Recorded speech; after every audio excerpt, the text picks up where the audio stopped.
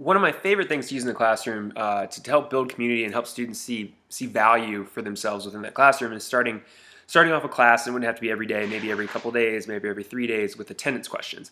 And attendance questions are questions that don't necessarily directly relate to the content. So you're going to take maybe 4 or 5 minutes of your class and talk about something that isn't content. But the benefits in terms of motivation and students feeling part of a community can be really, really valuable. And so these questions can be anything like, um, there's some examples from an article. Like, what do you prefer, Coke or Pepsi? Um, what do you like to read about? What's the last thing you read? What's the favorite movie you've watched? What's your favorite song? Questions like that can just start a conversation. Every student gets a chance to offer a correct answer at the beginning of class. They feel part of a community.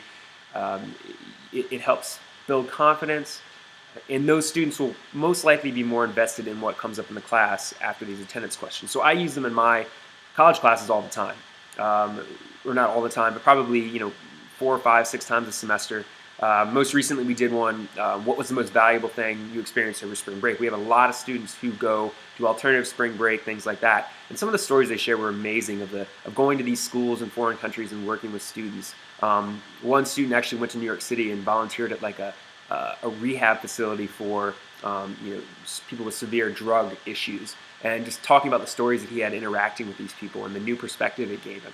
And that was such a cool way to kind of get the second half of our semester started, and get the students just talking about stuff that doesn't matter. And then it was like, oh great, now these are great experiences.